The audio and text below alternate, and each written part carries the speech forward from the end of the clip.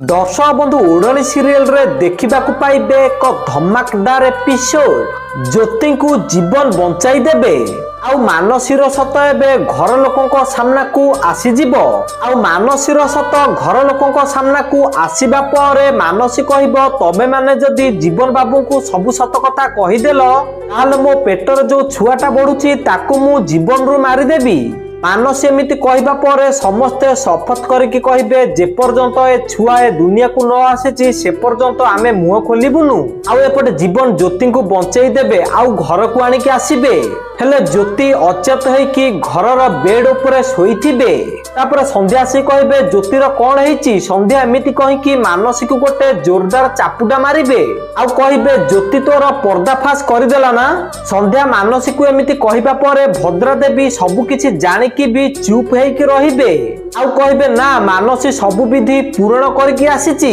तो दर्शक बंधु आपण मानकु कोन लागुची मानसीर सत एबे जीवन को आगरे कहिदेले ठीक हबो कि आपनक मतामत कोन हमकु कमेंट माध्यम रे जणांतु।